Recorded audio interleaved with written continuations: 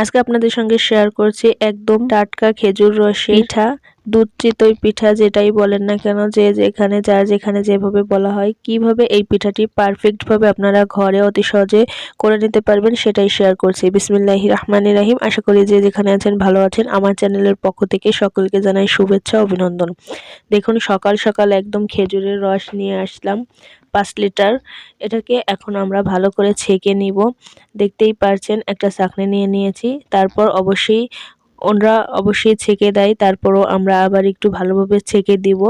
ছেঁকে দেওয়ার পরে আমরা এটাকে জাল করে নেব। ভিডিওটা ভালো লাগলে অবশ্যই ফ্যামিলি অ্যান্ড ফ্রেন্ডদের সঙ্গে শেয়ার করবেন। আশা করি এতে আমার কাজ করার আগ্রহতা বাড়বে এবং নতুন নতুন আপনাদের সঙ্গে ভিডিও শেয়ার করতে পারবো।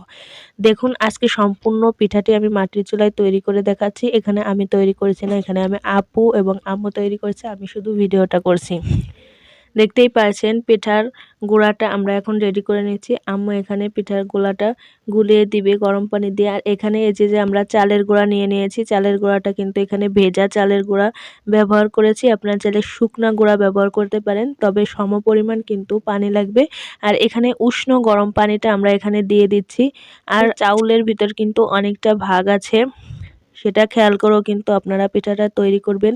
এখানে আমরা আটায় যে চাউলটা থাকে বা ধানের নামটা থাকে আটাশ, সেই চাউলের গুঁড়াটা দিয়ে এখানে আমরা পিঠাটা তৈরি করেছি। দেখুন ভালোভাবে লবণ দিয়ে আমরা কিন্তু এটাকে গুলিয়ে নিয়েছি। এখন পিঠার একটা ছাঁচ বসিয়ে দিয়েছি মাটির চুলায়। ছাঁচটিকে আমরা ভালো করে মুছে পরিষ্কার করে নিয়েছি। এখন গোলাটা আস্তে আস্তে করে দিয়ে দিচ্ছি। শীতের সময় রাতের বেলা পিঠাটা বানানোর আনন্দই অন্যরকম মনে হয়। যারা গ্রামের বাড়িতে এই পিঠাটা তৈরি করেন শুধু তারাই কিন্তু বুঝতে পারেন আনন্দ কতটা হয়ে থাকে। আর দেখুন এখানে যখন আমরা এই ছাঁচটা গরম হয়েছে তখন কিন্তু এই গোলাটা দিয়ে নিয়েছি।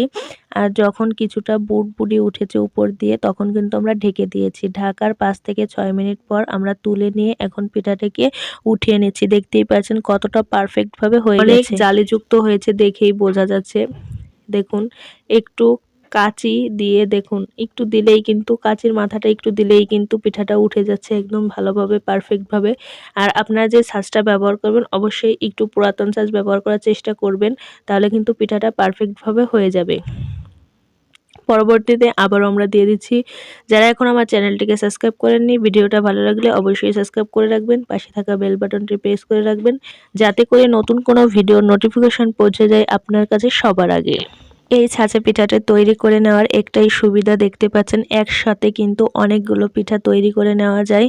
আর দেখতেই পাচ্ছেন আমাদের পিঠাগুলো একদম পারফেক্ট ভাবে ইনশাআল্লাহ অনেক ভালোভাবে হয়েছে। 2 ছাঁচ করে পিঠা তুলে নিচ্ছি এবং যে রসটা আমরা জাল করে রেখেছি সেই রসের মধ্যে কিন্তু পিঠাটা দিয়ে দিচ্ছি।